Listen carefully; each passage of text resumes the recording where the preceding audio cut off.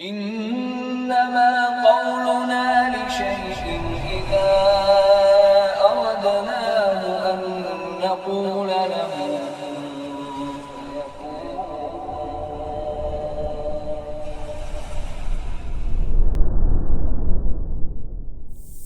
السلام عليكم ورحمة الله وبركاته.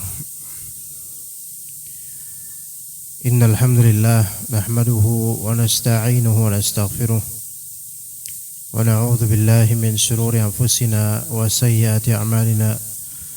من يهده الله فلا مضل له ومن يضلل فلا هادي له. أشهد أن لا إله إلا الله وحده لا شريك له وأشهد أن محمدا عبده ورسوله لا نبي بعده.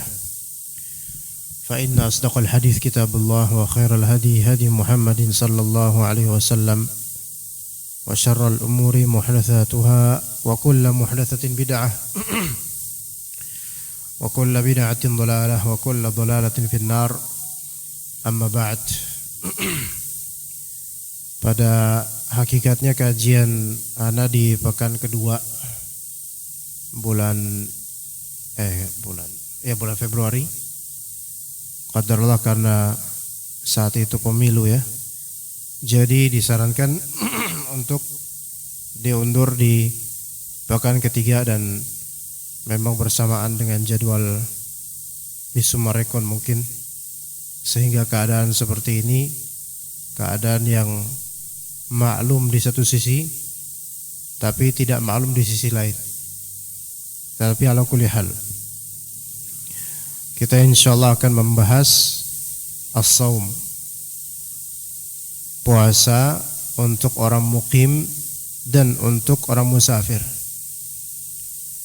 Dan ini sebagai bentuk ta'abbud, beribadah kepada Allah Subhanahu wa taala dengan menuntut ilmu sebelum kita beramal. Memang pembahasan puasa itu pembahasan rutin di bulan Sya'ban untuk dikupas. Tetapi bukan suatu aib untuk kita selalu belajar agar amalan puasa kita itu semakin berdasar, sehingga Allah Subhanahu wa taala semakin ridha dengan kita akan apa yang kita amalkan dari menuntut ilmu dan juga dari amalan. Tentang puasa mukim dan musafir, kendati pun berulang atau mungkin pembahasan puasa rata-rata di masalah syarat sah puasa, syarat wajib puasa, kemudian sunnah-sunnah dalam puasa, pembatal-pembatal puasa. Tapi saya melihat masih banyak dari kaum muslimin yang belum memahami fikih puasa orang yang sedang bersafar. Banyak kesalahan yang terjadi, dan insyaallah ketika Allah Subhanahu wa taala memberikan kita hidayah untuk menuntut ilmu apapun kondisinya, wallahi ilmu ini sangat berharga. Ilmu ini sangat berharga. Karena ilmu ini adalah tangga pendekat menuju surga Allah Subhanahu wa taala. Ketika kita mencari ridha Allah Azza wa Jalla dengan menuntut ilmu, terlebih ilmu syar'i terutama, yang mana ilmu ini adalah bekal untuk beramal, maka semakin dekat kita kepada ridha Allah Azza wa Jalla dan surganya. Maka mari kita kembalikan tujuan dari menuntut ilmu ini untuk mencari keridhaan Allah, untuk mendapatkan kemudahan di akhirat, untuk mendapatkan janji Allah yaitu surga Allah Azza wa Jalla. Puasa yang mana dari kata upawasa kalau dalam bahasa Indonesia atau Sanskertanya, bahasa Arabnya saum atau siam. Kita kupas masalah puasa atau saum ini dari puasa orang mukim terlebih dahulu. Kronologinya kan kita tahu. Dimulai dari 1 Ramadan. Kata Nabi SAW, sumu li ru'yatihi wa aftiru li ru'yatihi. Fa in ghumma 'alaikum faqduru lahu. Dalam redaksi lain, fa in ghumma 'alaikum fa akmilul 'iddata 30. Nah, kata Nabi SAW, sumu li ru'yatihi wa aftiru li ru'yatihi. Apa artinya sumu li ru'yatihi? Puasalah kalian karena melihat hilal. Wa aftiru li ru'yatihi, dan fitrilah kalian, yaitu Idul Fitri kalian, lakukan itu karena melihat hilal. Berarti mengetahui masuknya Ramadan dan berakhirnya Ramadan menuju Syawal itu semua berdasarkan hilal, tidak berdasarkan hisab atau hitungan. Baru berdasarkan hitungan ketika apa? Fa in ghumma 'alaikum fa akmilul 'iddata 30. Kalau misalnya mendung atau berkabut atau hujan, enggak kelihatan hilalnya, maka lengkapi 30 Sya'ban. Misal begini, ini sekarang hari ini anggaplah tanggal 29 Sya'ban. Dan kata Nabi SAW, bulan Islam atau bulan Hijriyah, itu standarnya 29 hari. Standarnya 29 hari. Dan ketika tidak terlihat hilal, maka dilengkapi 30. Maksimal bulan Hijriyah itu 30. Enggak ada yang sampai 31. Dan tidak ada yang kurang dari 29. Jadi kalau enggak 29, 30. Dah itu aja dalam kalender Hijriyah. Misal hari ini 29 Sya'ban. Nah, namanya perhitungan Qamariyah, bulan, berarti kan pergantian bulan, ya, dihitung dari terlihatnya bulan. Maka sampai orang Indonesia, orang Inggris, orang sedunia menyebut bulan, bukan mentari atau matahari. Karena pada hakikatnya yang lebih sahih adalah perhitungan kalender itu dari apa? Qamariyah, bulan. Kita kan nyebutnya bulan. Bulan Februari. Kenapa bulan Februari tidak pakai perhitungan bulan? Ya kan? Kemudian juga dalam bahasa Arab syahr, bulan. Inggrisnya month. Bulan juga moon. Ya. Maka nanti maghrib biasanya pemerintah menyelenggarakan apa? Ru'yatul hilal. Untuk melihat hilal. Ya, biasanya pengumuman baru terbit setelah salat Isya itu baru terbit pengumuman. Kalau misalnya melihat hilal, maka berarti malam itu juga masuk dalam 1 Ramadan. Ayo sok niatan besok puasa Ramadan dan tarawih malamnya. Karena sudah masuk bulan Ramadan. Dan ini menunjukkan bahwasanya pergantian hari dalam Islam itu dimulai dari malam, dimulai dari maghrib. Pergantian tanggalan kalender dimulai dari maghrib. Sekarang tanggal 11 Sya'ban. 11 Sya'ban. Seingat Anda begitu. Maka nanti maghrib tanggal 12 Sya'ban. Gitu ya. Jadi bukan dimulai dari jam 12 malam. Itu kalau kalender Masehi, ya seperti itu modelnya. Kalau kalender Masehi jam 1 pagi, itu udah beda hari. Jam 11 malam, yaitu masih hari Rabu. 1 pagi hari Kamis. Tapi kalau dalam Islam, maghrib nanti itu sudah masuk, yaitu hari apa? Kamis.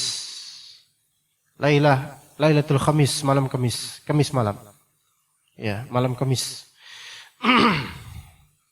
Baik. Kalau misalnya besok terketahui besok Ramadan. Itu kalau ketahuan kelihatan hilal. Tapi kalau misalnya nggak kelihatan, entah karena hujan kabut, berawan, maka disempurnakan 30, berarti besok masih 30 Sya'ban. Dan besok dilarang berpuasa. Kata Nabi SAW, la taqaddamu sawma yawmin aw yawmaini qabla Sya'ban. Qabla Ramadan. Oke, maka Nabi SAW, janganlah kalian mendahulukan puasa sehari atau 2 hari sebelum Ramadan, kecuali kalau kalian sudah punya kebiasaan puasa sebelumnya. Entah puasa Senin Kamis atau puasa Daud, atau puasa qada bagi yang belum sempat mengqada dan masih ada sisa hutang puasa. Ya, jadi itu boleh. Adapun yang enggak ada kebiasaan puasa tiba-tiba tanggal 30 Sya'ban puasa, itu jangan. Dilarang oleh Nabi SAW. Tunggu Ramadan aja besoknya. Jadi hari 30 Sya'ban dilarang puasa, yang disebut itu juga Yaum Asyak, yaitu hari keraguan. Ragu apakah ini 30 Sya'ban atau 1 Ramadan. Tetapi yang terpenting adalah puasalah bersama-sama. Dan ingat kaidahnya dari Nabi SAW. As-sawmu yawma tasumun, wal fitru yawma tuftirun, wal adha yawma tudahun. Puasa adalah hari di mana kalian sama-sama puasa. Dalil ini menunjukkan bahwasanya kita harus mengikuti keumuman kaum muslimin di daerah kita, di negeri kita. Ya, jangan mengikuti sempalan atau aliran, melainkan ikuti di sini berarti waliul amri resmi, karena merekalah yang bertanggung jawab untuk menentukan. Ikuti. Begitu juga dengan Idul Fitr. Ikuti penguasa, karena penguasa yang memajmu'kan dan merumuskan kapan fitrnya sesuai dengan ru'yatul hilal versi mereka. Salah atau tidaknya itu urusan mereka dengan Allah Subhanahu wa taala. Kemudian wal adha yauma tudahun, begitu juga dengan Idul Adha. Penetapannya juga ikut pemerintah.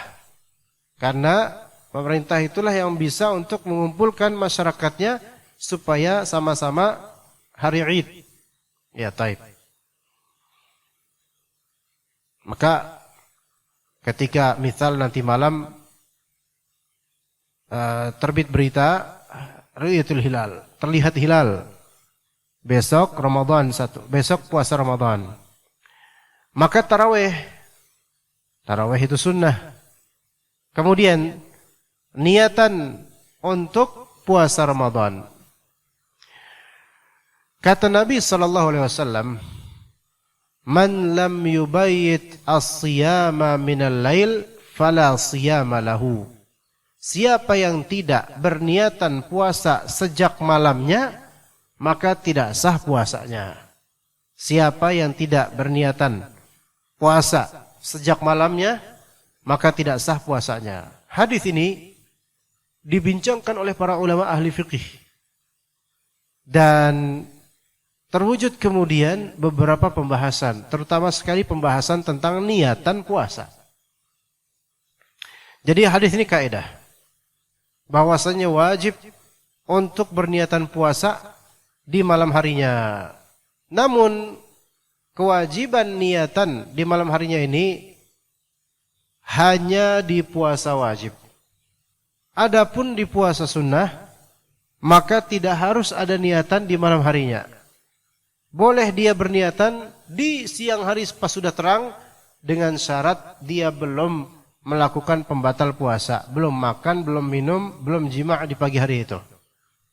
Nabi SAW suatu ketika setelah beliau mungkin sholat syuruk dari masjidnya, beliau pulang ke rumah Aisyah, kemudian ditanya, "A'indaki syai', apakah ada makanan?" Maka enggak ada ya Rasulullah, kata Aisyah. Maka kata Rasulullah apa? Fa idzan inni shaim. Kalau memang begitu, maka saya puasa aja sekarang. Ini puasa sunnah. Puasa sunnah. Dan hadis ini menunjukkan puasa sunnah itu niatannya tidak harus di malam hari, melainkan secara aksidental, secara mendadak di hari yang sudah terang itu juga dia belum makan belum minum, dia niatin puasa sekarang aja. Puasa daripada enggak dapat pahala, dia puasa. Ya. Maka yang seperti ini sah puasanya, tapi puasa sunnah. Adapun kalau puasa wajib, maka harus ada niatan sejak malam harinya. Puasa wajib itu apa aja? Yang pertama, puasa wajib yang pertama, puasa di bulan Ramadan bagi yang tak beruzur. Itu wajib. Puasa di bulan Ramadan bagi yang tak beruzur. Enggak berhalangan. Ya. Seperti haid, nifas, perempuan yang menyusui dan khawatir puasa itu akan menyulitkannya. Kemudian perempuan yang hamil yang khawatir puasa akan menyulitkannya. Orang yang sakit dengan penyakit yang berpengaruh puasanya untuk penyakit itu. Maka semua ini diberi uzur. Maka boleh yang sebenarnya tidak berpuasa Ramadan. Tapi aslinya puasa Ramadan wajib. Itu yang pertama. Yang kedua, puasa qada Ramadan. Puasa wajib yang kedua, puasa qada Ramadan. Yaitu orang yang tidak sempat atau sengaja tidak puasa Ramadan, maka dia wajib mengqada puasa Ramadan.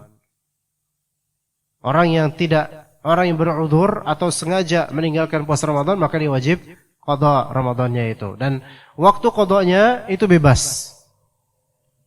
Namun jangan sampai di waktu-waktu injury time. Kalau dia mampu di bulan-bulan sebelumnya. Di waktu Sya'ban akhir baru qada. Kalau memang ternyata masih ada sisa yang belum diqada, dan ini sudah masuk akhir Sya'ban, maka wajib dia qada. Wajib dia qada. Qada itu apa sih qada itu? Qada itu adalah menunaikan amalan setelah selesai waktunya karena ada alasan. Ya, qada itu adalah menunaikan amalan di luar waktunya, setelah selesai waktunya, karena ada alasan.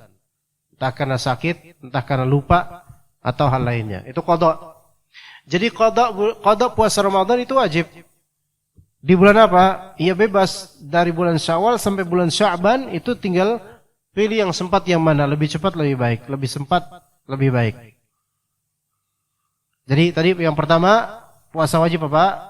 Puasa di bulan Ramadan bagi yang tidak berhalangan atau beruzur.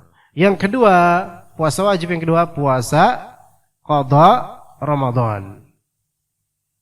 Kemudian yang ketiga, puasa kafarah. Puasa kafarah.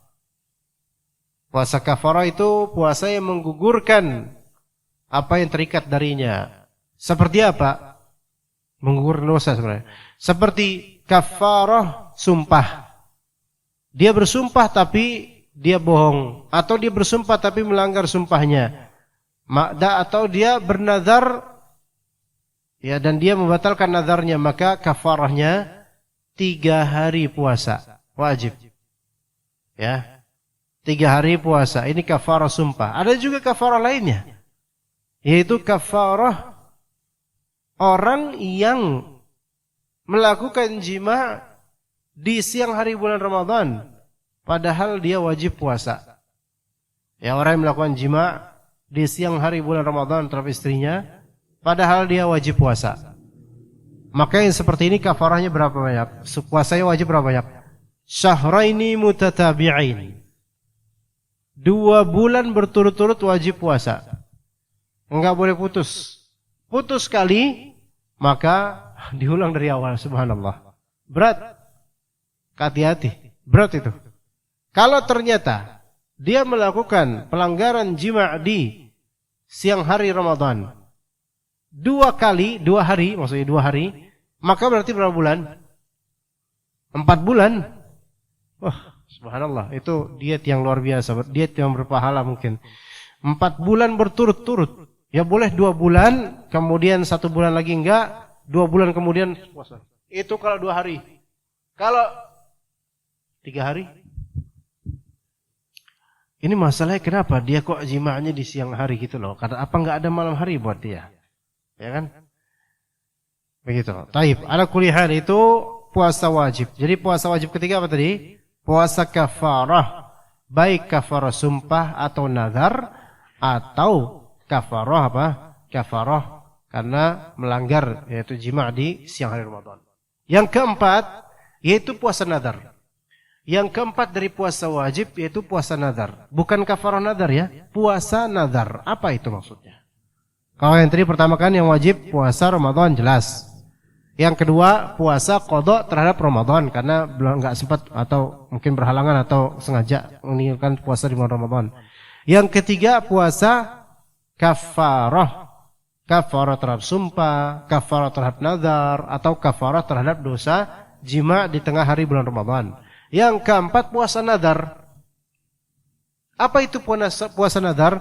Yaitu Anda menazarkan sesuatu kepada Allah dengan Anda bernazar kepada Allah dengan apa? Dengan berpuasa. Ditentukan oleh lisan Anda. Misal, kalau saya lulus kuliah, maka saya bernazar kepada Allah Subhanahu wa taala akan puasa Senin Kamis dalam waktu 1 bulan. Maksudnya mungkin 1 bulan ini bulan Dzulhijjah, misal saya akan puasa Senin Kamis terus kalau ada bulan Dzulhijjah itu. Maka yang seperti ini namanya puasa nazar, wajib ditunaikan. Karena dia bernazar puasa. Ya, wajib ditunaikan. Ya, jadi itu puasa wajib. Nah, semua puasa wajib ini mengharuskan adanya niatan di malam harinya. Baik di bulan Ramadan, puasa Ramadan. Kemudian puasa apa tadi? Qada. Kalau besok mau qada Ramadan, maka malamnya itu harus niatan, saya besok mau qada Ramadan. Adapun kalau misalnya misalnya jam berapa? Jam 9:30. Dari subuh tadi belum minum, belum makan. Karena ketiduran, mungkin habis subuh tidur lama baru bangun jam 9. Mikir 9:30, wah, saya kan punya hutang puasa Ramadan. Qada. Sah atau tidak di sini? Enggak sah. Kenapa enggak sah?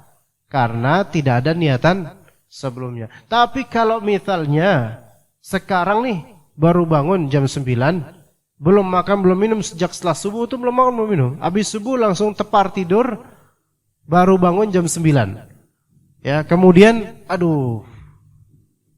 ada makanan atau enggak ada makanan? Saya niatin sekarang puasa sunnah aja, puasa mutlak, puasa bebas gitu. Puasa mutlak, puasa bebas. Enggak dilarang, boleh. Maka sah enggak puasanya dia? Sah. Kenapa sah? Karena ini bukan puasa wajib. Maka boleh. Oke? Nah, kemudian niatan puasa kafarah.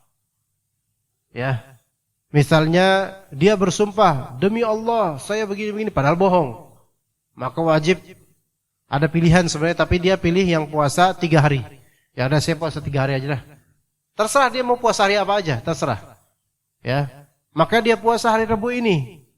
Ya, misalnya baru bangun jam 9. Jam 9:30 dia pikir-pikir, saya kan belum makan belum minum. Kemarin kan saya bersumpah dan saya langgar bohong sumpahnya. Ya udah, saya ini aja lah. Saya puasa aja lah sekarang, puasa kafarah sumpah. Maka tidak sah puasanya. Karena itu puasa wajib. Dan belum ada pikiran dari tadi malam, belum ada niatan dari tadi malam. Begitu pula dengan puasa nazar, yang tadinya mungkin dia bernazar begini, kalau saya lulus kuliah, saya akan puasa Senin Kamis di bulan Dzulhijjah. Asalnya puasa Senin Kamis itu sunnah atau wajib? Sunnah. Tapi karena dia jadikan itu puasa nazar, maka menjadi puasa wajib. Sehingga wajib ada niatan di malam harinya. Gitu, itu fikihnya seperti itu, jemaah. Adapun kalau puasa murni sunnah, maka yang lebih sahih adalah tidak wajib ada niatan di malam harinya. Berdasarkan hadis Nabi yang tadi kita angkat. Itu dari segi niatan. Ya, permasalahan pertama dari segi niatan yang berdasarkan hadis Nabi SAW, man lam yubayyit as-siyama minal lail fala siyamalah. Siapa yang tidak berniatan puasa dari sejakan malam tadi, maka tidak sah puasanya. Itu untuk puasa wajib. Nah, kalau masuk Ramadan, boleh enggak kita itu berniatan, saya niatkan saya puasa 1 bulan full Ramadan.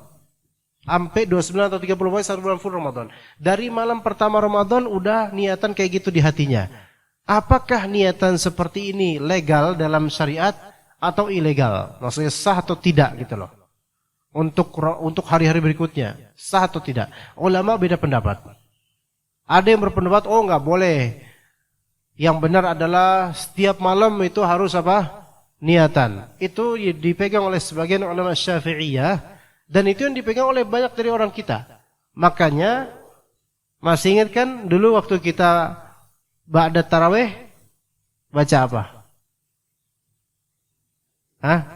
Masih ingat apa? Atau antum enggak pernah tarawih? Doa puasa buat besok kan?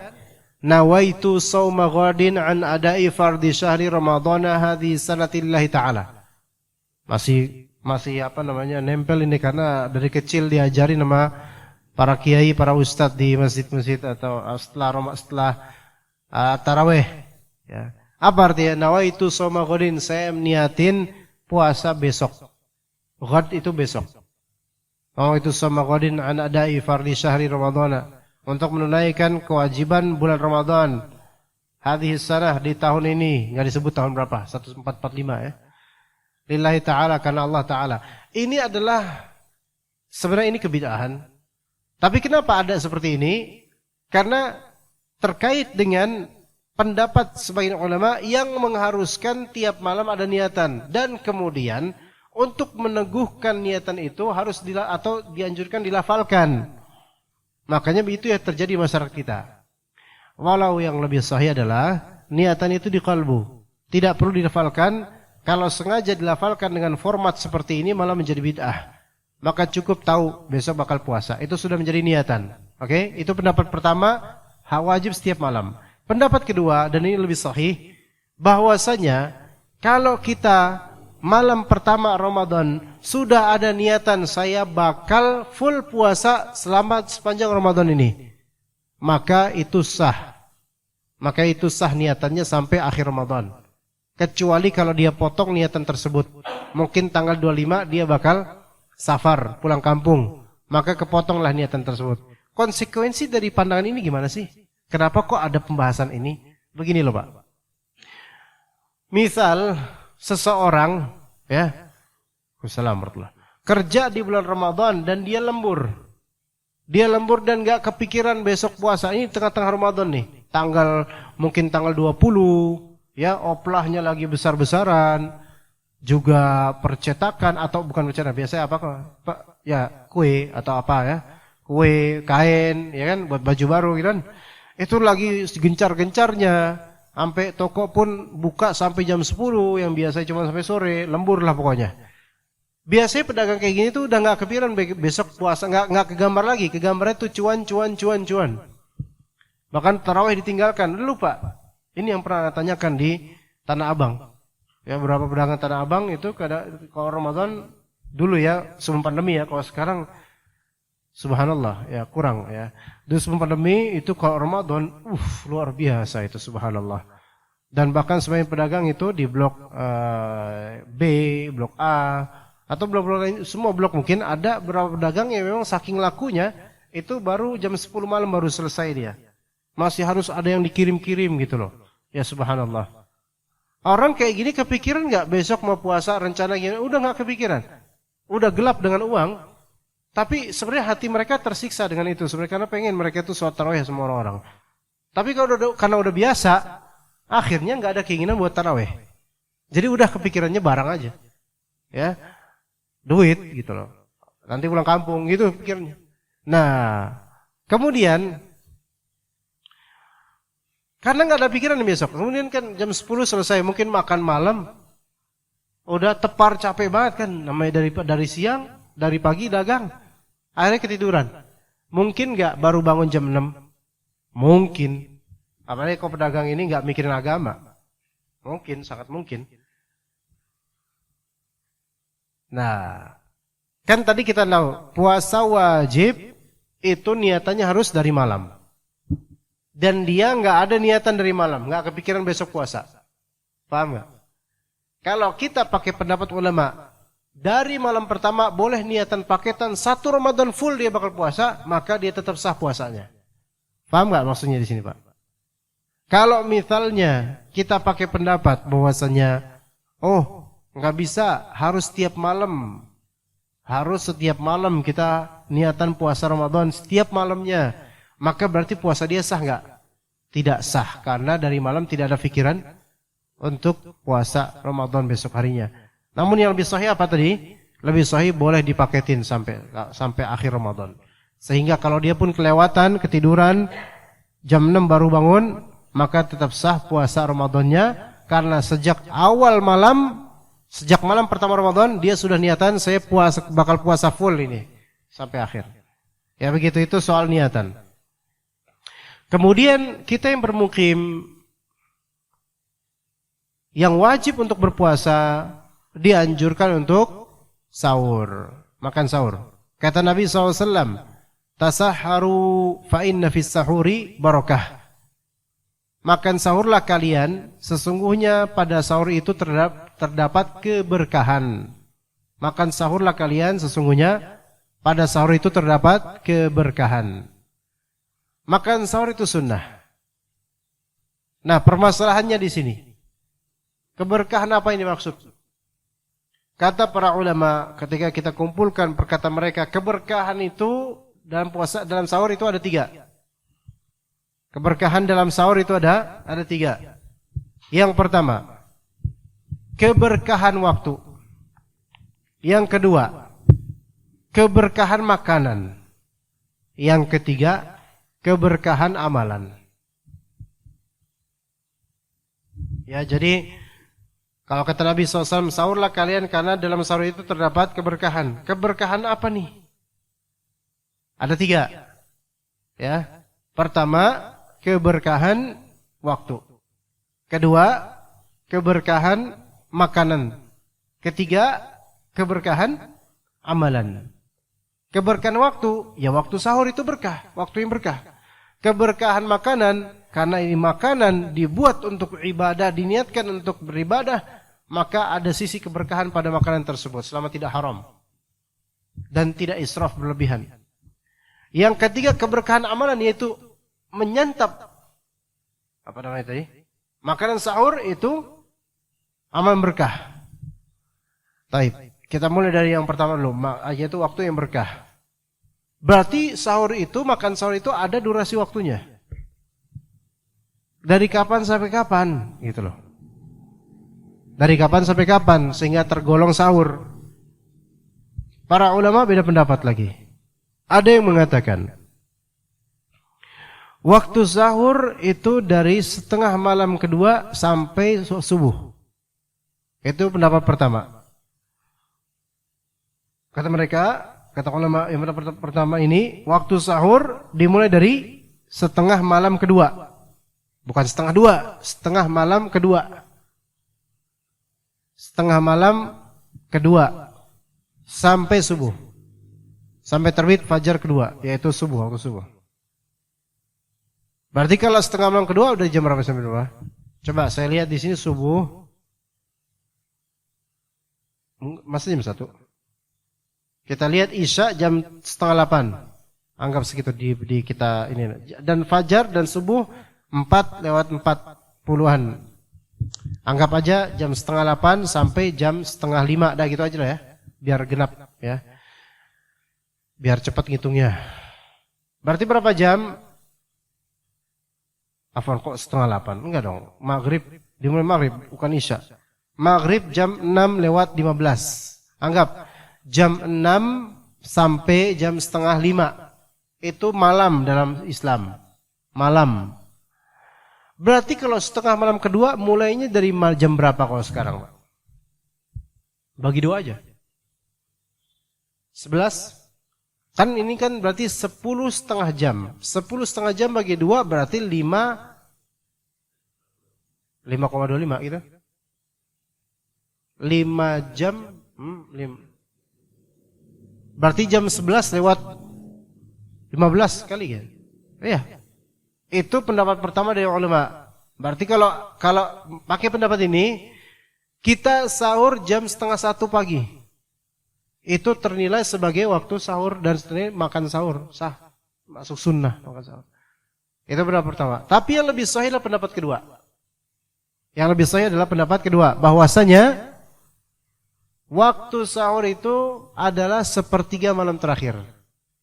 Maka silahkan 10,5 jam dibagi 3. 3,6 sekian. 3 jam, 3,5 jaman. Anggap dari jam 6 sampai jam setengah 10 itu trimester pertama. Benar gak trimester buat bulan ya? 3 jam pertama gitu. Ya. Sepertiga malam pertama ya maksudnya. Dari jam setengah 10 sampai jam 2 buat. 2 ya? Betul gak? Apa saya salah? Setengah 10 sampai jam 1 atau sekitar itu ya? Betul ya? Sampai jam 1. Ya, itu berarti sepertiga malam kedua. Dari jam 1 sampai subuh setengah 4, setengah 5, maka itu masuk dalam sepertiga malam terakhir. Yang mana itu Allah Ta'ala turun ke langit dunia pada waktu itu. Dan itu waktu yang berkah. Maka kalau antum makan sahur jam 2 pagi, ini udah masuk waktu sahur. Kalau antum liatin sahur, sah sebagai sahur. Tapi kalau antum makan sahur jam setengah 1, bagi pendapat ini bukan makan sahur, ini makan malam maksudnya. Gitu. Ya. Jadi waktu sahur berkah. Dan ibu-ibu yang membuat makanan buat sahur suaminya, anaknya itu berkah, amalan berkah. Dan makanannya disantap berkah. Dan pahalanya ngalir itu. Ya, pahala yang ngalir. Dan menyantap makanan sahur juga adalah perbuatan yang berkah. Dan di antara efek keberkahannya bisa kita lihat. Awal-awal Ramadan terutama. Ketika awal Ramadan di subuh ramai enggak? Ramai masjid. Itu di antara efek keberkahannya. Walaupun ya di 10 hari terakhir udah beda kondisinya, ya. Tapi rata-rata orang ada aja yang dapat hidayah untuk ke masjid disebabkan momentum Ramadan ada. Ana pernah nanya ke teman-teman yang ngurus kajian di Masjid Nurullah Kalibata City. Itu masjid Masya Allah. Jemaahnya banyak. Terlebih dulu sebelum pandemi ya. Masya Allah jemaahnya. Kata mereka, setiap selesai Ramadan selalu soft kita bertambah. Jadi pasar Ramadan banyak yang tergoda untuk sholat di masjid. Akhirnya dapat hidayah dan kemudian membiasakan diri sholat di masjid. Alhamdulillah. Itu efek keberkahan sahur juga itu. Karena sahur. Coba kalau nggak sahur, anak-anak ada yang nggak ke masjid subuh? Jarang. Kecuali bapaknya yang maksain. Bagus tapinya. Tapi baru pas Ramadan, banyak. Walaupun jadinya rame, tapi indah, jadinya indah. Malah jadi suatu kenangan. Coba sekarang antum sendiri, dulu misalnya di desa, ya, subuh-subuh ke surau, ke masjid musola, di waktu subuh bulan Ramadan.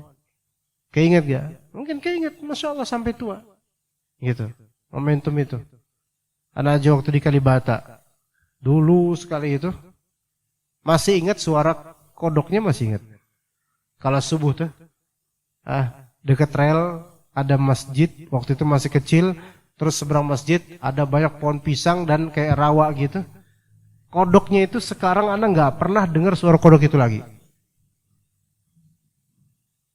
Kodoknya beda, kodok era sebelum milenium. Sekarang udah hampir punah. Biasa di air kodoknya, yang biasa di air tuh. Anak nggak tahu nama kodoknya apa. Suaranya kangkung gitu. Anak nggak tahu kalau di daerah di sini mungkin masih ada kayak kali karena kalinya masih bagus, masih banyak teratai dan semisalnya. Itu masih keinget itu. Momentum Ramadan subuh-subuh itu ke masjid. Ya, maka itu diantara efek keberkahan sahur juga. Baik. Ini kan untuk yang mukim, Pak. Mari kita menuju ke momentum safar. Nah, orang safar diberi rukhsah untuk tidak puasa Ramadan, untuk menjamak solat jika kesulitan, dan boleh mengqasar solat, memendekkan solat dari 4 menjadi 2. Ya. Dan otomatis boleh juga melakukan jima ketika dia memang kondisinya safar, musafir. Di siang hari Ramadan. Tapi ini pembahasan lebih luas lagi nanti. Ya, karena butuh fikih, enggak sembarangan juga. Pertama, hakikat safar. Safar itu kan artinya pergi jauh. Dalam syariat dan dalam fikih Islam, safar ada dua macam. Safar ada dua macam. Yang pertama, safar qasir, yang kedua safar tawil. Safar qasir itu safar pendek. Pergi jauh tapi jaraknya pendek. Safar qasir namanya. Pergi jauh dengan jarak pendek. Yang kedua, safar tawil. Pergi jauh dengan jarak panjang, jauh. Nah, bagaimana membedakannya? Parameternya di mana? Ada ulama yang mengatakan parameternya itu kearifan lokal. Kalau bagi orang situ itu safar jauh, ya udah dianggap safar jauh. Tapi ini kurang tepat. Wallahu alam, yang lebih tepat adalah ketika para ulama meneliti hadis-hadis dan merumuskan untuk kilometer sekarang, maka jarak minimumnya berapa? 88 kilometer. Bukan 88 kilometer per jam, itu speed, ya enggak, tapi jarak. 88 km paling minimal. Ya, paling minimal. Itu dijadikan safar. Walaupun secara uruf dan kearifan lokal ditinjau, oh ini bukan safar, ini dekat kok. Ini misalnya dari sini, ini Teluk Picung apa sih namanya di sini? Apa? Pucung. Pakai U, bahkan pakai O. Pakai O, pocong. Pucung. Teluk. Teluknya mana? Jauh banget, Pak. Sampai ke sini. Pucung, Teluk Pucung. Dari Teluk Pucung ke Bogor. Bogor masih ambigu. Bogornya anak pilih Lewiliang. Coba ada ini, penasaran juga pengen lihat. Coba kita lihat di Google Map. Dari sini lokasi Anda, Lewiliang Bogor, Kabupaten. Kalau disebut Bogor mah bagi kita bukan safar, tapi Bogor itu kan luas. Naik motor 2 jam 51 menit. Coba. 76 kilometer. Naik motor. Naik mobil 83. Nagumat 5 km, muter dulu deh, muter ke mana-mana dulu gitu biar dapat. Kalau naik apa nih, train, kereta, oh enggak dikasih tahu jaraknya. Jalan kaki 17 jam. 74 km. Udah jalan kaki, bukan safar lagi. Ya. Ya ini orang bahlul aja nih kayak gini, orang agak lain orangnya. Oke, naik motor. Oke, jangan ke situ deh, agak sana lagi. Ke Gunung Halimun Salak, Gunung Salak. Ke Gunung Salak, ya. Kok enggak ada ininya ya? Oh, sebentar. Ya, mau ke Gunung Salak misalnya. Ini mau hiking Gunung Salak. Apakah termasuk? Oh, Gunung Salak di sini kok Cicurug, Sukabumi. Oke, 102 km. Oke, ini Sukabumi masuknya. Kalau ke Gunung Putri gimana Gunung Putri?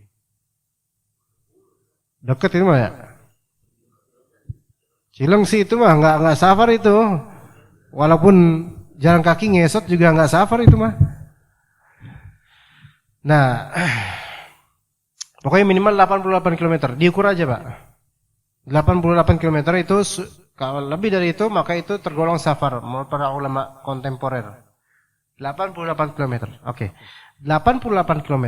Nah, sekarang kalau kita safar berarti kan boleh tidak puasa Ramadan boleh jamak solat jika memang itu menyulitkan safarnya, juga boleh qasar, memendekkan solat jadi 4 jadi 2. Dan tidak wajib solat berjamaah, tidak wajib solat Jumat bagi laki-laki.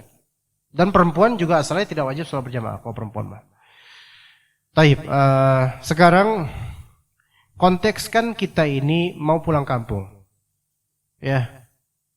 Mungkin kita bukan orang asli sini gitu kan. Biasanya mau lebaran pulang kampung. Itu semua ada fikihnya. Pertama, kampung kita itu dari lokasi sekarang ini, apakah lebih dari 88 km? Itu dulu jawab. Lebih. Oke, di mana kampungnya? Di mana lah gitu. Coba sok. Di mana? Antum kampung asli sini, Bekasi. Mana? Padang Pariaman. Jauh. Ke sana jalan kaki atau pesawat? Itu udah pasti safar itu mah. Enggak, yang deket-deket aja, Pak. Sukabumi. Taib, Sukabumi. Sukabumi kotanya atau mana kira-kira, Pak? Oke, lebih jauh lagi tuh. Oke, Sukabumi kota. Oke, kampungnya sana. Tinggal di Teluk Pucung. Baik. Kira-kira kapan mau pulang kampung? Kalau pulang kampungnya malam, nggak masalah itu mah. Saya balik ke Sukabumi nanti jam 1 pagi. Itu gampang itu mah. Atau saya balik ke kampung nanti jam 10 malam, sampai kampung paling jam 1 misalnya. Itu mah ya nggak usah ada hukum itu mah. Kan nggak ada puasa, namanya malam, kan ya. Tapi gini, misal saya pulang kampung nanti ke Sukabumi dari Bekasi ini jam 9 pagi, oke. Ya, jam 9 pagi, type. Pertanyaan. Boleh nggak puasa? Ini Sukabumi lebih dari 88 km ini. Apa Sukabumi kota? Jauh. 100-an. Boleh nggak puasa hari itu? Boleh, karena safar. Pas jelang subuh, nggak sahur. Saya nggak puasa hari ini. Karena kan mau safar nanti. Jam 9 kan saya mau safar. Hari ini saya nggak puasa. Berarti kan memotong niatan nggak puasa, oke? Kemudian pada jam 6 ke pasar kaget, kemudian beli bubur. Atau beli apalah gitu, makanan. Antum ditanya, buat istri bang, lagi nggak puasa? Enggak, saya nggak puasa. Loh, kok nggak puasa? Ya kan saya mau safar. Kapan? Ntar jam 9. Tukang buburnya bingung. Ya. Kan bapak masih di sini pak? Belum. Antum marah. Ente mau jual bubur apa ceramah sih gitu kan?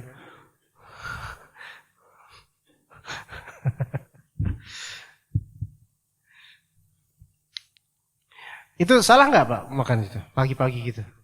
Bener apa salah tuh? Nggak puasa. Salah. Kenapa salah? Karena belum safar, ya enggak? Ini beberapa orang kayak gitu tuh. Mentang-mentang ntar siang bakal safar, dia sengaja udah saya enggak puasa lah. Karena dia mau safar. Ini salah. Dia tetap wajib puasa. Karena belum terwujud padanya hukum safar. Terus dia alasan ini. Wah, saya kan niatan pulang kampung, ini kan tanggal 25 nih, 25 Ramadan nih. Wah, saya niatan pulang kampung kan itu udah ada niatan, yang penting kan niatnya. Udah ada niatan berarti saya boleh dong nggak puasa, kan emang udah niat. Ditanya lagi sama tukang bubur, Pak, sampean niatan bakal pulang kampung sejak kapan? Saya udah niatan sejak sebelum Ramadan udah niatan. Ya udah kalau gitu Bapak dari 1 Ramadan, 2 Ramadan, 3 Ramadan nggak puasa dong. Kalau memang acuannya adalah udah punya niatan safar. Berarti dari 1 Ramadan sampai 25 Ramadan harusnya nggak puasa. Karena enggak, ini salah. Niatan safar bukan berarti safar. Namanya niatan kan niatan. Ya. Belum sampai perbuatan gitu loh. Nah, pahami baik-baik di sini. Karena banyak orang kayak gini nggak paham. Safarnya kapan? Ntar naik bis Gunung Mulia, ntar jam 3 sore. Nggak sahur dia. Makan pagi, enak banget kayak nggak punya dosa. Siang juga makan. Bahkan makannya lebih lahap itu. Karena mentang-mentang, wah ini harus siapin amunisi nih karena nanti mau safar. Salah antum. Yang benar gimana? Tetap puasa. Karena hukum safar baru terwujud kapan? Ketika sudah melewati daerah kediaman kita. Untuk safar. Udah melewati daerah kediaman kita untuk safar. Baru itu terwujud hukum safar. Paham di sini, Pak? Coba yang ke Sukabumi jangan jam 9 deh. Jam 2 sore, jam 2 siang. Oke, itu jam 2 siang. Karena ini nanti akan dikaitkan dengan hukum sholat. Jam 2 siang. Oke. Nanti sampai Sukabumi Isya. Karena agak macetan dikit. Oh enggak, bahkan bisa jadi jam 9. Karena jalan raya Bogor Sukabumi itu macetnya minta ampun. Ya, kecuali naik kereta ya. Dia naik bis, naik mobil ya. Baik, jam 2 siang berangkat nanti.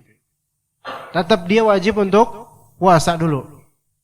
Urusan nanti dia bakal batalin pas di perjalanan itu atau enggak itu nanti urusannya. Harus puasa dulu. Puasa gitu kan. Nah, sholat zuhur berjamaah di masjid ini apa nih? Ini apa namanya? Masjid Miftahu Khairil Ummah. MKU. Kan? Salat di sini zuhur. Ya, salat zuhur di sini. 4 rakaat. Nanti akan naik mobil pribadi jam 2 berangkat menuju Sukabumi. Pertanyaannya, boleh enggak dia jamak takdim? Jamak takdim, yaitu menjamak salat asar ke waktu zuhur setelah salat zuhur. Boleh atau tidak? Jawabannya boleh. Karena dia tahu dia bakal pergi nanti, dia bakal safar. Memang belum terwujud hukum safar, namun ketika dia tahu nanti akan ada kesulitan, maka dia boleh menjamak salat asar ke salat zuhur di waktu zuhur. Paham di sini, Pak? Boleh. Tapi jamak saja, bukan qasar. Berarti 4 zuhur, 4 asar. Kalau memang dia tahu nanti dia bakal pergi. Ya. Gitu ya.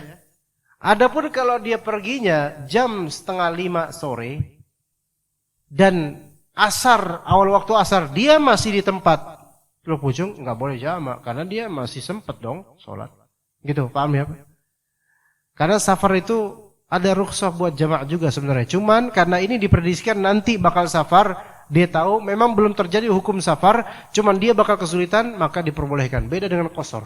Jamak itu lebih luas hukumnya dibandingkan qasar.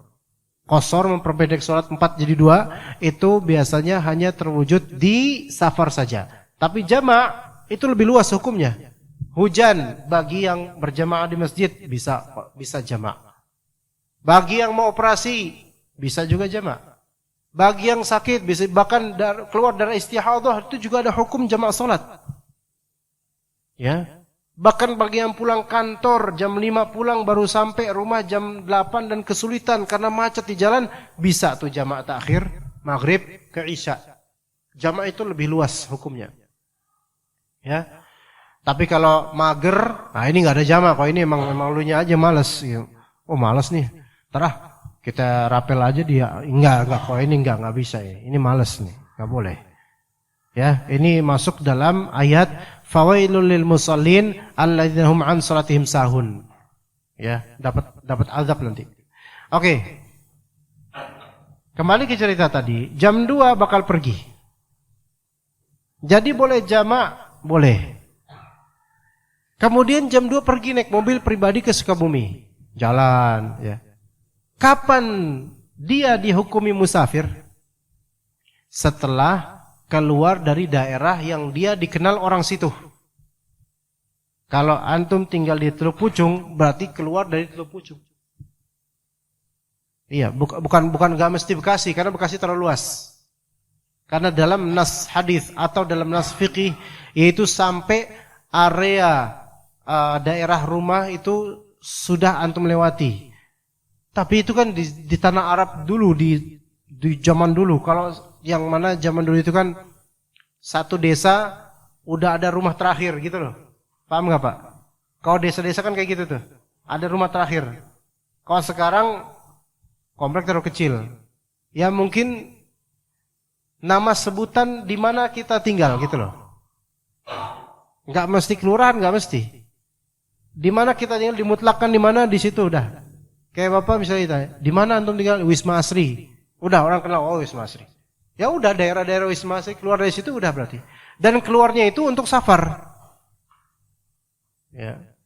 Adapun kalau keluarnya untuk ke masjid, enggak. Misal nanti safar jam 2 nih. Nah, kita mau keluar dulu ke Sumarekon. Ke Masjid Sumarekon. Ngapain? Mau kajian. Nanti balik lagi kok. Maka ketika ke Sumarekon itu kan udah keluar dari Teluk Pucung tuh, ya enggak? Tapi itu safar enggak hukumnya? Bukan, karena tujuannya bukan safar itu. Tujuannya kajian. Ntar balik lagi. Jam 2 baru keluar dari Teluk Pucung untuk pergi ke Sukabumi. Maka itu baru yang disebut safar. Ketika udah sampai misalnya ke Sukabumi, dia lewat Kalimalang misalnya. Ya, atau di tol, maka itu sudah. Boleh enggak dia buka puasa di situ? Boleh. Dia makan, kemudian makan ciki. Ya. Iya kan supir. Makan apa namanya? Yang ciki-ciki itu kacang. Ya. Iya, makin lama makin dalam kan? Iya, karena dihabisin tuh. Makan terus, wah, dilampiasin dah tuh. Dari tadi saya tahan-tahan nih. Ya, makan akhirnya. Boleh enggak? Udah boleh, walaupun masih di Bekasi. Tapi dia udah lewat dari kelurahan ini atau daerah ini. Begitu, ya. Seperti itu hukumnya. Nanti kemudian maghrib, Isya, kan gitu. Ternyata maghrib macet di Jalan Raya Sukabumi. Isya. Boleh enggak dia jamak takhir? Nah, itu. Atau misalnya dia di Bogor Sukabumi, Jalan Raya Bogor Sukabumi, maghrib dia cari masjid, ketemu masjid. Dia jamak takdim, maghrib dijamak dengan Isya. Ya. 3 rakaat maghrib, Isyanya berapa? 2 boleh? Boleh 2, karena dia dalam posisi musafir. Taib. Nah, kemudian sampai di rumah mbah atau apa? Kalau Sunda apa sih? Kakek nenek, aki, abah ya abah. Sampai di rumah orang tua abah gitu. Ya. Jam 8 atau setengah 9. Apakah ketika sudah sampai di rumah abah itu masih musafir atau mukim? Itu dia. Ya. Kalau antum bilang, wah mukim Ustaz karena KTP saya KTP Sukabumi, enggak. Mukim enggak, kalau dalam Islam enggak dilihat dari situnya, enggak dilihat dari situnya. Ya. Tapi dilihat dari, bukan dilihat dari origin antum asli Sunda situ, bukan. Tapi dilihat dari berapa jumlah hari yang antum pastikan antum di situ. Begitu. Ini belum clear mungkin.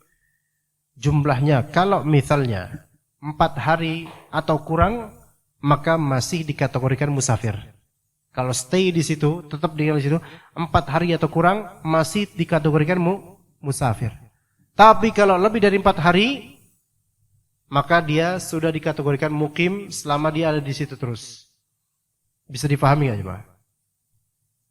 Kalau namanya lebaran di kampung berapa hari Pak bisa? Semingguan minimal, seminggu ya. Seminggu kan lebih dari 4 hari. Maka ketika antum sampai di lokasi tujuan di rumah, rumah Bapak, bukan rumah Bapak versi Nasrani ya, itu beda lagi. Rumah Babeh, rumah Abah.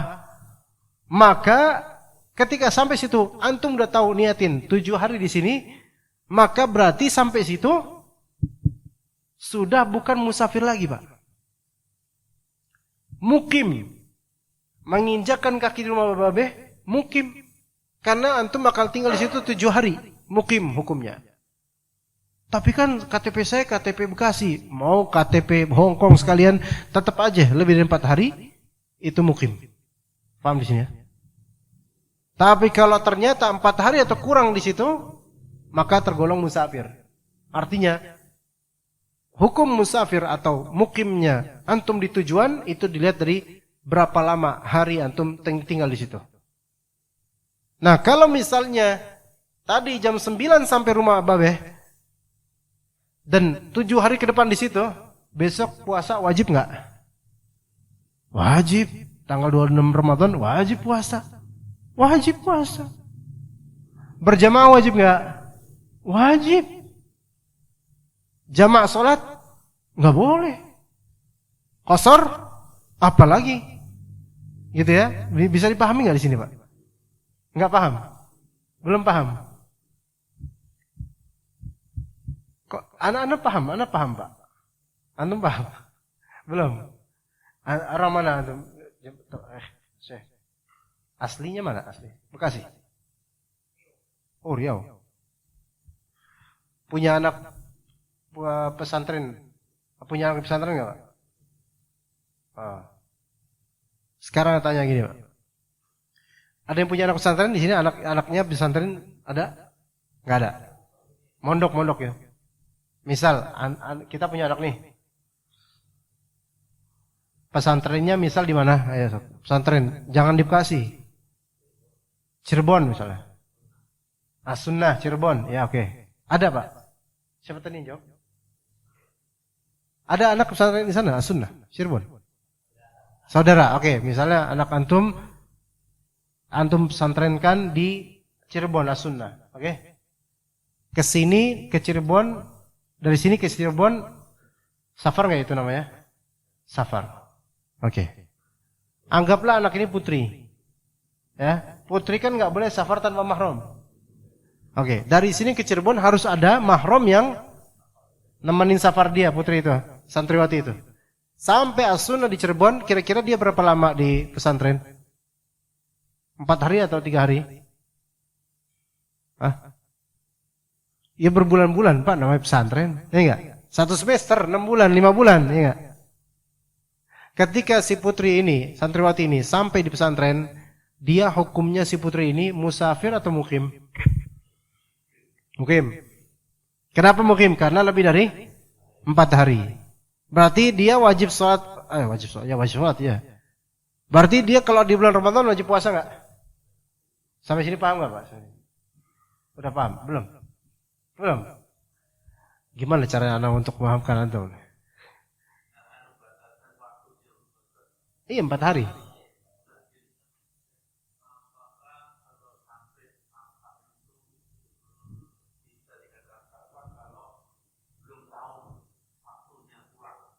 Oh. Iya.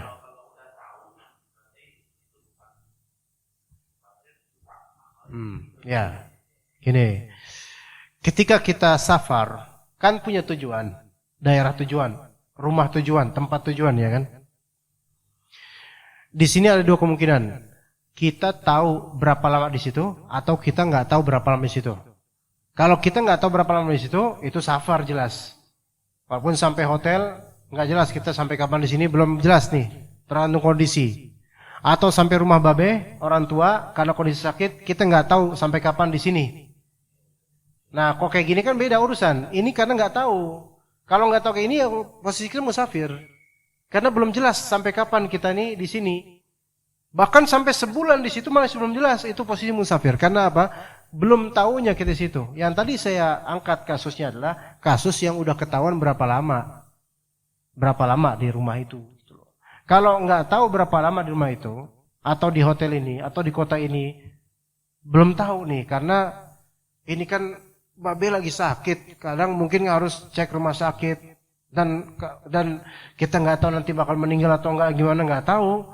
Jadi masih ambigu nih, belum jelas. Saudara juga pada belum datang, belum fix nih kapan gitu kan. Makanya seperti ini posisi musafir. Musafir karena belum jelasnya sampai kapan dia di rumah itu. Namun kan kasus yang tadi adalah jelas sampai kapan dia situ. Kalau misalnya jelasnya adalah 4 hari atau kurang, maka musafir.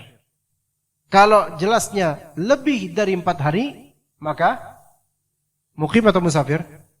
Mukim. Gimana, bisa dipahami tidak? Dari yang pertama. Dari sampainya dia di rumah itu. Gitu. Oh enggak gitu. Enggak gitu, Pak. Kalau sudah mengetahui dari awal, dia lebih dari 4 hari di situ, maka dia harus seperti mukim. Begitu.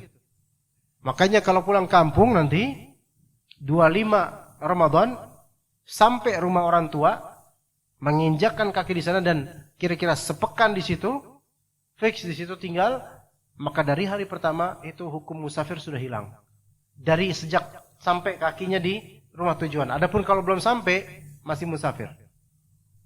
Saya kasih contoh nih, misalnya antum kalau ke Riau pakai ALS misalnya, antar lidah Sumatera naik bis gitu, misalnya, kan itu kan agak lama tuh. Lama dan sampai rumah orang tua antum misalnya itu sampainya misalnya jam 9 pagi. Oke, jam 9 pagi. Ya. Berarti kan subuh sampai ini kan masih di perjalanan nih. Subuh sampai jam 9 pagi masih perjalanan. Antum berarti mengawali hari dengan posisi musafir, keadaan musafir. Oke? Boleh enggak antum tidak puasa ketika itu? Boleh. Kenapa? Karena dari awal hari antum masih musafir. Ketika sudah sampai tujuan, apa yang dilakukan? Puasa enggak? Ya enggak, karena antum memang belum puasa, enggak puasa hari itu. Walaupun memang betul pas sampai tujuan antum bukan musafir, tapi kan hari itu diawali antum tidak berpuasa. Cuma nanti zuhur antum wajib enggak untuk sholat jemaah? Wajib, karena antum bakal 7 hari di tempat orang tua antum. Gimana? Bisa dipahami sini? Gitu. Ya. Itu hukumnya seperti itu, Pak. Jangan nunggu 4 hari lewat baru antum hilang. Enggak gitu. Ya, enggak seperti itu metodenya. Ya. Itu untuk musafir. Untuk musafir. Nah, kemudian ada pertanyaan, bolehkah seseorang sengaja safar untuk supaya enggak puasa? Malas saya puasa, safar enggak boleh. Itu berarti namanya hilah. Hilah itu adalah pengelabuhan. Enggak boleh seperti itu. Sengaja safar supaya enggak puasa. Sengaja safar supaya enggak sholat berjamaah. Ajaib ini orang. Ya. Ada panen baru. Nikah 28 Sya'ban, 2 hari lagi Ramadan. Ya. Kemudian dia merasakan punya istri, punya suami, wah Masya Allah enak ya. Akhirnya di siang hari Ramadan pengen melakukan jima, cuman waduh sayang lagi puasa ini Ramadan, kita aduh gimana ya, pengen tapi aduh gimana ya. Kata suaminya, adik, kata suaminya, kita safar aja yuk.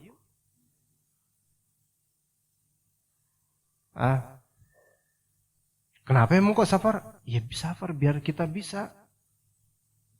Gimana tuh? Wah, benar juga Mas, kata istrinya. Ini baru suami yang brilian gitu.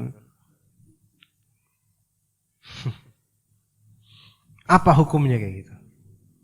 Boleh ketika dia safar nih, benar naik kereta Parahyangan kemudian atau kereta cepat Jakarta Bandung, safar mereka tuh berdua. Apa-apa deh, 2 hari doang, biar 2 hari hukum safar katanya. Kan nggak sampai 4 hari kita situ. Wah ini ngaji tapi malah keblinger kan. 2 hari aja. Apakah dia mendapatkan keringanan safar? Betul keadaannya keadaan safar karena naik kereta jauh. Tapi apakah dia dapat keringanan? Dan boleh tidak puasa? Boleh melakukan jima? Jawabannya apa? Tidak boleh. Tidak boleh, karena tujuan safarnya adalah tujuan hilah namanya, mengelabuhi dan mengakali syariat. Enggak boleh. Gitu, enggak boleh. Dosa, enggak boleh. Iya. Lah, tapi kemudian dia tetap aja bersikukuh. melakukan itu, maka dia di siang hari Ramadan, maka dia kena denda kafarah. Berat itu. Ya, makanya bapak saya itu bilang, kamu kalau menikah itu jangan bulan Sya'ban lah pokoknya, jangan. Kasihan kamu nanti bulan Ramadan. Iya. Ya bapak-bapak antum juga gitu nanti kalau misalnya sama anak-anaknya, nak jangan bulan Sya'ban nak. Ya, kenapa be? Ya babe udah trauma gitu misalnya. Gitu ya. Seperti itu. Maka nggak boleh kita sengaja safar untuk mencari rukhsah kewajiban, nggak boleh. Ya, begitu. Wallahu taala alam. Tapi jika ada pertanyaan dari jemaah dipersilakan, mungkin yang berkaitan dengan ini atau lainnya. Kalau ada pertanyaan dipersilakan. Fadhal. Waalaikumsalam warahmatullahi wabarakatuh. Kita ada speaker. Ya. Dinyalain bisa. Dinyalain. Ya. Seperti biasa kan kita pulang kampung. 3 hari sebelum Lebaran. 3 hari sebelum Lebaran, ya. Kita niat safar dan perjalanan jauh, tapi kita sanggup untuk berpuasa terus. Itu gimana Ustaz? Berpuasa, tapi tetap puasa. Tetap puasa. Kalau memang perjalanannya mudah, gampang, naik pesawat kan ya, dan nggak ada rintangan atau halangan yang mengapa, maka lebih afdol puasa. Ya. Jadi orang yang safar, keadaan safar dengan berpuasa mana yang lebih afdol, itu ada 3 kemungkinan. Pertama, jika safarnya itu sangat memberatkan dan bahkan bisa membahayakan dirinya ketika safar, maka hukumnya haram puasa Ramadan. Dengan dalil, Nabi SAW dan para sahabatnya suatu ketika, akhirnya beliau ketika dalam perjalanan safar, tidak puasa akhirnya. Tadi puasa, tidak puasa. Rasulullah tidak jadi puasa. Di bulan Ramadan, lagi safar jauh, karena teriknya matahari. Maka kemudian beliau melihat SAW, ada seorang sahabat yang lagi kayak mengerang dan dikipasin oleh sahabat lainnya dan diberikan naungan. Nabi bertanya, kenapa orang ini? Maka kata sahabat-sahabat lainnya, ya Rasulullah, dia puasa ya Rasulullah. Ya. Maka kata Nabi SAW, barang siapa yang puasa dalam keadaan safar, maka dia telah bermaksiat kepada Rasulullah, kepada Abu Qasim. Dari hadis ini ada kesimpulan, barang siapa yang puasanya di safarnya itu membuat dia dapat mara bahaya, maka haram puasa. Atau membuat sulit orang lain gitu loh, maka haram dia puasa. Membahayakan kesehatannya, maka haram puasa. Yang kedua, kondisi kedua, kalau misalnya dia mendapatkan kesulitan dalam perjalanannya, keletihan, kesulitan, maka mengambil rukhsah itu lebih afdal. Itu dari hadis apa? Allah Subhanahu wa taala suka ketika rukhsah dan keringanan dia diambil. Tapi itu ketika apa? Ketika memang sulit, mendapatkan kesulitan, beban yang berat ketika dia lagi safar. Adapun yang ketiga, ketika keadaannya so-so, itu ya biasa aja. Nyantai aja gitu, naik pesawat, jalan doang, enggak seberapa. Orang biasa pas di Bekasi dagang keliling panas-panasan, tetap kuat kok. Ini naik pesawat dingin enak, masa nggak puasa? Gitu. Maka lebih afdal puasa. Walaupun dia boleh juga tidak puasa karena safar. Jadi kita lebih tahu tentang keadaan kita ketika itu. Begitu. Ya, wallahu a'lam. Ya, ada lagi? Fadhal. Ya, niat puasa. Assalamualaikum warahmatullahi wabarakatuh. Masalah niat puasa ini kan di dalam hati. Ya. Bagaimana dia pada waktu malam mengambil sahur. Dia makan sahur. Iya. Apakah itu sudah Otomatis bisa ya? dinamakan niatnya? Iya, iya. Karena dia makan sahur untuk besok puasa. Tapi kan kita ini kan susah ya untuk mengutarakan istilahnya apa. Kan dari kecil kita diajarin kalau niat puasa harus dilafazkan Ya. itu. Nah ini kalau di dalam hati kadang-kadang kan kita puasa nanti malam sahur saja ini besok mau puasa. Ya. Bagaimana ini implikasinya itu gimana? Terima Gini, Pak, kasih. ya. Sama-sama Pak, jazakallah khair. Namanya niatan kan di hati memang. Dan para ulama ini pendapat yang lebih sahih, niatan itu adalah cukup mengetahui apa yang akan dia lakukan itu sudah niatan. Gitu loh. Semudah itu niatan itu Pak dalam fikih yang lebih sahih. Dan ketika seseorang sahur itu menandakan dia sadar dia bakal puasa. Itu sudah menjadi suatu niat Pak. Ya kan Pak ya? Gitu. Jadi nggak mungkin orang tuh makan sahur dalam keadaan dia nggak tahu dia bakal puasa, nggak mungkin. Jadi pasti dia ada niatan puasa. Sudah cukup. Makanya niat itu nggak perlu berabe, nggak perlu dengan lafal, nggak perlu. Cukup dia tahu besok dia mau puasa, cukup dia mau puasa aja besok udah selesai itu niatan. Nah mungkin pertanyaan gini Pak, gimana kalau dia tuh besok dia malamnya niatan besok puasa Ramadan. Tapi habis itu dia lupa. Sampai pagi dia lupa. Apakah sah puasanya besoknya itu? Tetap sah karena yang penting sudah ada niatan besok puasa gitu. Kadang-kadang ada orang kayak gitu tuh. Mungkin dia karena mungkin tinggal di negeri kafir yang jarang melihat orang-orang muslim sehingga lupa kalau besok dia tahu dapat kabar besok jatuh Ramadan. Ya. Tapi karena dia udah biasa di negeri kafir kemudian nggak ada yang mengingatkan, ya dia dalam hati ketika membaca pengumuman itu, oh ya udah besok insya Allah saya puasa. Dan niatan dah. Terus dia tidur dan pagi-pagi dia nggak ada lupa apa niatan puasa lupa, ya lupa niatan puasa lupa. Bahkan sempat minum bahkan. Habis subuh minum dia. Dah, astagfirullahaladzim.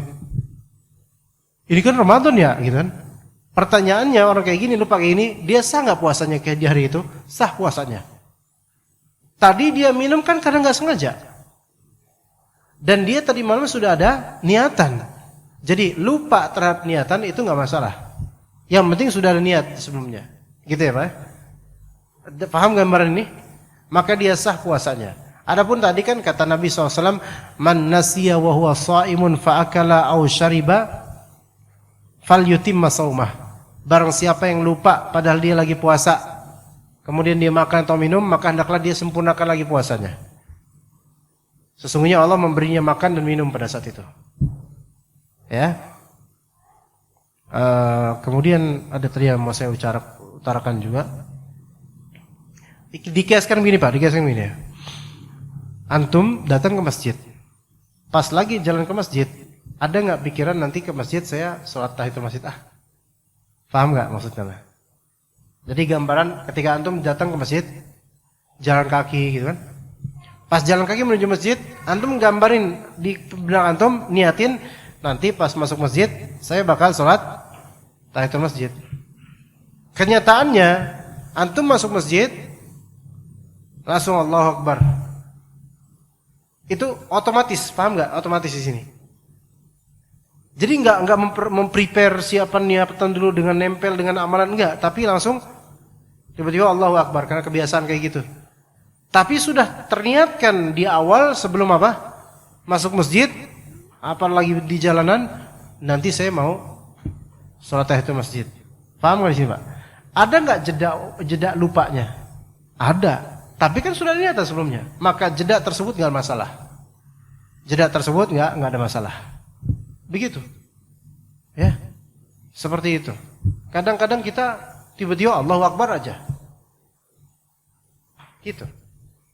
Ya, dan itu sah sholatnya. Karena apa? Karena sudah niatan sebelum itu walaupun sempat lupa. Begitu. Wallahu alam, sama seperti itu kasusnya. Gitu Pak ya.